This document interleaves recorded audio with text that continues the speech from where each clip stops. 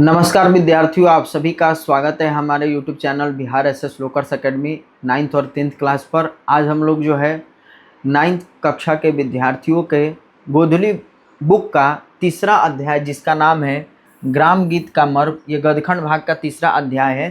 तो इसका हम लोगों ने लेखक परिचय यानी लक्ष्मी नारायण सुधांशु जी के बारे में हम लोगों ने पढ़ लिया था। आज हम लोग जो है इस पाठ को पढ़ेंगे, तो आप लोग अच्छे से जो है इस पाठ को पढ़िएगा हमारे साथ मिल करके, और आखिरी तक आप इस वीडियो के साथ बने रहिएगा। और ये क्लास कैसा लगेगा कमेंट में आप लोग ज़रूर बताइएगा, और अपने दोस्तों में भी इसको शेयर कर दीजिएगा।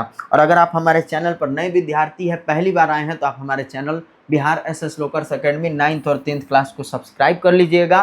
और अगर आप हमारे टेलीग्राम चैनल से नहीं जुड़े हैं, तो कमेंट में टेलीग्राम चैनल का लिंक पिन किया गया है, वहाँ पर आप जा करके वहाँ से ज्वाइन कर सकते हैं। अब हम लोग आते हैं अपने पाठ के ऊपर। पाठ हमारा है तीसरा, ग्राम गीत का मर्म। ठीक, और ये क्या है, गद्यखंड भाग का तीसरा अध्याय है। ठीक ना। तो इसमें हम अध्याय में क्या बताया गया है, आइए हम लोग एक एक करके लाइन बाय लाइन इसको समझते हैं, संपूर्ण अर्थ को जानते हैं।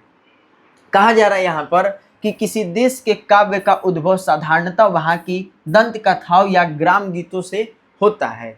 उनके उत्तरोत्तर कलात्मक विकास में मानव जीवन के महत्व की सहमति तथा उसकी विविधता का आलोचन रहता है। सामाजिक जीवन और काव्य दोनों को मिलाकर देखने से यह पता चलता है कि समाज की धारणाओं के मध्य में जीवन का प्रवाह किस दिशा में कितनी दूरी तक जा सकता है, परिस्थिति की प्रवस्था के कारण जीवन किस सीमा तक पंगु बना है, और कहाँ तक उसने परिस्थिति तथा समाज की रूढ़ियों पर विजय पाई है। मतलब इस चैप्टर की शुरुआत जो है, लेखक पाठ से ही पता चल रहा है हमको कि गांव के गीतों के बारे में लेकर के उन्होंने हमें बताने का कोशिश किया है। तो वो बताते हैं कि किसी भी देश के काव्य का अगर हमें विकास करना है तो वो किस पर निर्भर होता है, तो वहाँ के गाँव के ग्राम गीतों को लेकर के, गांव के गीतों को लेकर के, तो उसको लेकर के उन्होंने बताया कि किसी भी देश में अगर हमें काव्य का विकास करना है तो वहाँ के जो गांव के गीतों हैं उस पर वो निर्भर करता है।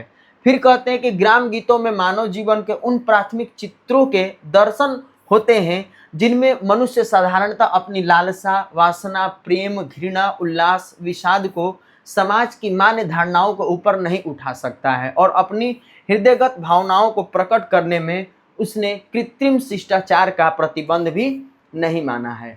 मतलब यहाँ पर उन्होंने ये भी बताया कि जो गांव की गीतें होती हैं उसमें मानव जीवन के जो है ना प्राथमिक चित्रों को जो है दर्शाया गया है। जैसे उन्होंने बताया कि मनुष्य की जो लालसा होती है, प्रेम होता है, घृणा होता है, उल्लास होता है, विषाद होता है, ये समाज में जितने भी तरह के जो है धारणाएं हैं, ठीक ना, ये सभी जो है उन गीतों में देखने को मिलते हैं। फिर कहा जा रहा है कि उनमें सर्वत्र रूढ़िगत जीवन ही नहीं, प्रत्युत कहीं कहीं प्रेम, वीरता, क्रोध, कर्तव्य का भी बहुत ही रमणीय बाह्य तथा अंतर विरोध दिखाई देता है। यानी उन गीतों में ऐसा नहीं है कि जो मैंने अभी आप लोगों को ये धारणाएं बताया पहले वही सब देखने को मिलता है। उन धारणाओं में प्रेम भी है, उन गीतों में प्रेम भी, वीरता का, क्रोध का, कर्तव्य का, इस तरह का भी जो है मतलब कि गीतों में जो है धारणाएं देखने को मिलती हैं। फिर कहा जा रहा है कि जीवन की जो शुद्धता है और भावों की जो सरलता का जितना मार्मिक वर्णन ग्राम गीतों में मिलता है उतना परवर्ती कला गीतों में देखने को नहीं मिलता है। यानी ग्राम गीतों को जो है ना लेखक ने बड़ाई किया है, और उन्होंने ये भी बताया कि जो परवर्ती गीत होती है यानी जो दूसरी गीत होती है, दूसरी कला की गीतें, उससे अलग जो हमारा ग्राम गीत होता है, और इसमें जितनी सरलता से, जितने इमोशनली रूप से, इमोशन से गीतों को जो है, गीतों में जो इस तरह के धारणाओं को रखा गया है, वो यहाँ के जो है परवर्ती गीतों में देखने को नहीं मिलता है।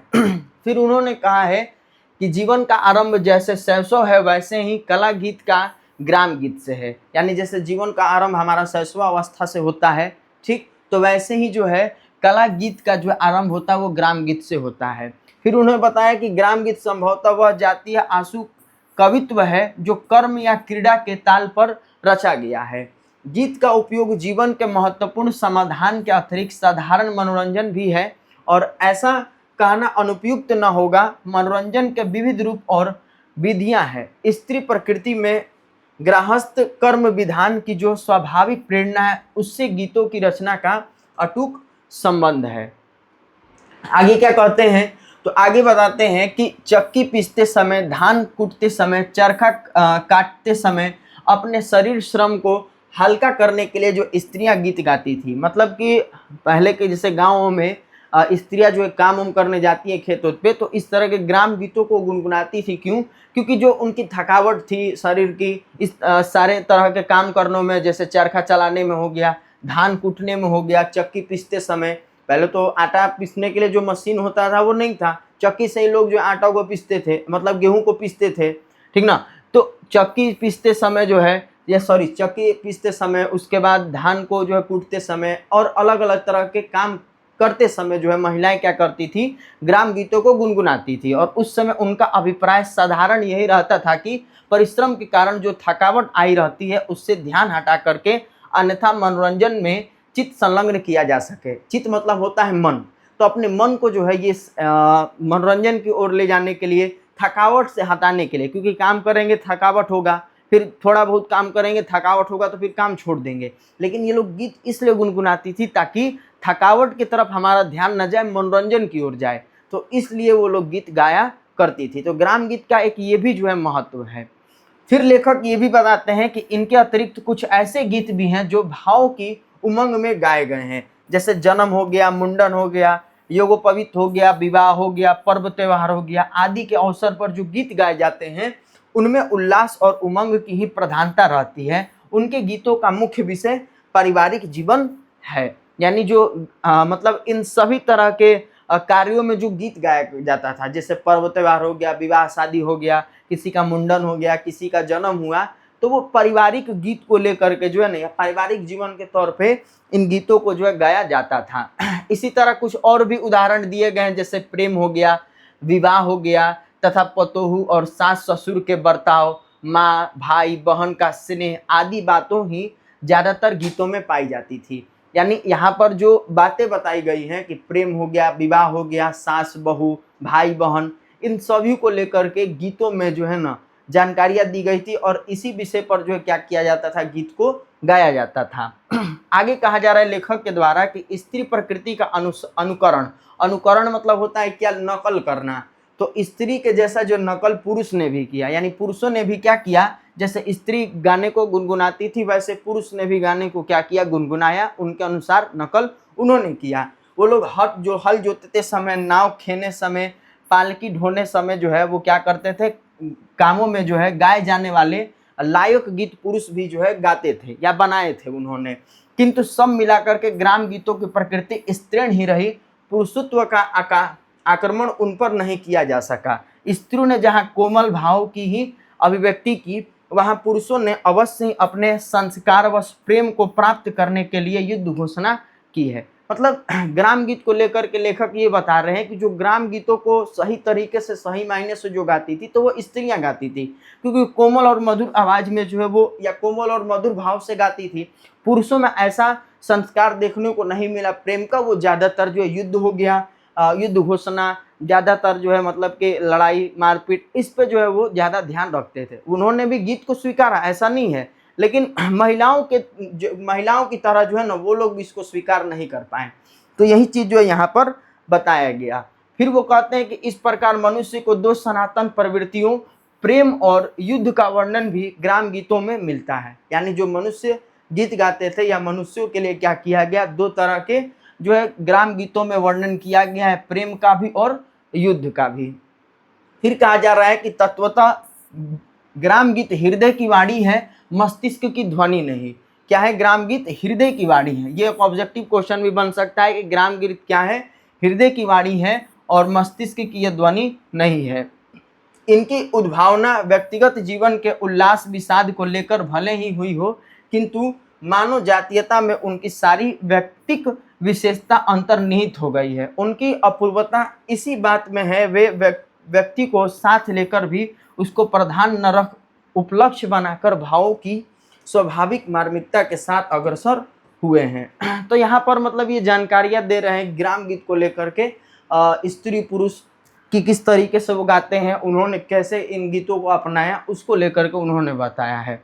इसके बाद कहते हैं कि कला गीत के अंतर्गत मुक्तक और प्रबंध काव्य। देखिए, प्रबंध काव्य मतलब होता है बंधा हुआ, और मुक्तक मतलब जो है वो स्वतंत्र, मुक्तक यानी मुक्त होना, स्वतंत्र होना। तो यहाँ पर जैसे हम उदाहरण ले लेंगे, एक मोती का लेते हैं, तो मोती में क्या है, ना कहीं आगे मतलब कि कोई मोती लगा है, ना पीछे कोई मोती लगा, ये स्वतंत्र है। लेकिन अगर हार को लेंगे हम लोग, जैसे हार को, तो हार जो मान लीजिए मोतियों से बना है, तो इसमें क्या है कि आगे भी कई सारे मोती लगे और पीछे भी कई सारे मोती लगे हैं, तो उसके समूह को जो है तब हम क्या कहते हैं, हार कहते हैं मोतियों के। तो वही चीज यहाँ पर मुक्तक और प्रबंध काव्य लेकर के बताया गया। तो जो कला गीत होते थे वो दो तरीके के होते थे, एक मुक्तक जो स्वतंत्र होता था, ठीक ना, उसके आगे कोई गीतों का प्रयोग किया गया या फिर ना पीछे, और प्रबंध में क्या था कि बंधी हुई जो रचनाएं होती थी, जिसमें कई तरह के जो है ना गीतें या देखने को मिलती थी। तो दो तरीके की काव्य गीत होती थी, एक मुक्तक और दूसरा प्रबंध, और दोनों का जो है इसमें क्या था, समावेश था। कहा जा रहा है कि इसके इतिहास का अनुसंधान करने पर ग्राम गीतों पर ही आकर ठहरना पड़ता है। इनमें संदेह नहीं है कि ग्राम गीतों से ही काल्पनिक तथा वैचित्रपूर्ण कविताओं का विकास हुआ है। यही ग्राम गीत क्रमशः सभ्य जीवन के अनुक्रम से कला गीत के रूप में विकसित हो गया है, जिसका संस्कार अब तक वर्तमान में देखने को मिलता है। इसके बाद कहा जा रहा है कि ग्राम गीत भी प्रथमतः व्यक्तिगत उच्छ्वास और वेदना को लेकर उदित किया गया है, किंतु इस भावनाओं ने समष्टि का इतना प्रतिनिधित्व किया है कि उनकी सारी व्यक्तिक सत्ता समविष्ट में ही तिरोहित हो गई है, और इस प्रकार के उसे लोकगीत की संज्ञा प्राप्त हुई। कहा जा रहा है कि ग्राम गीत को कला गीतों के रूप में आते आते कुछ समय तो लगा ही, पर उसमें सबसे मुख्य बात यह रही कि कला गीत अपनी रूढ़ियाँ जो है बनाकर चले। कला गीत का क्षेत्र भी जितना व्यापक तथा विस्तृत हुआ, और उसके अनुसार यद्यपि उसमें कुछ हद तक शास्त्रीय रूढ़ि प्रियता न रहती, तो उसके समरूपता का निर्वाह भी संभव न होता। इसके बाद क्या बताया जा रहा है, कहा जा रहा है कि ग्राम गीत की रचना में जिस प्रकृति और संकल्प का विधान था, कला गीत में उसकी जो उपेक्षा करना समुचित न माना गया। अत्यधिक संस्कृति तथा परिष्कृत होने के बाद भी कला गीत अपने मूल ग्राम गीत के संस्कार से कुछ बातों में मुक्त न पा सका, और वह उस समय तक संभव भी नहीं जब तक मानव प्रकृति को ही विषय मानकर काव्य रचनाएं की जाती थी।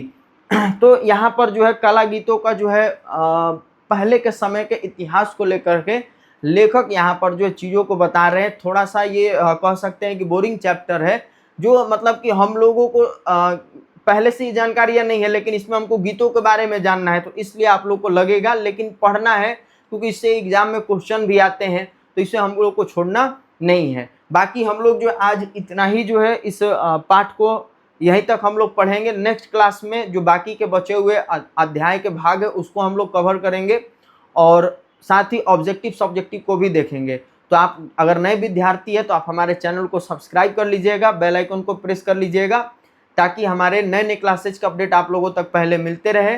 बाकी ये क्लास आप लोग को कैसा लगा कमेंट में ज़रूर बताइएगा, और लेखक के बारे में अगर आप लोगों ने नहीं देखा है पिछले वीडियो को, तो आप हमारे चैनल के प्लेलिस्ट में जा करके लेखक का परिचय जरूर पढ़ लीजिएगा। धन्यवाद।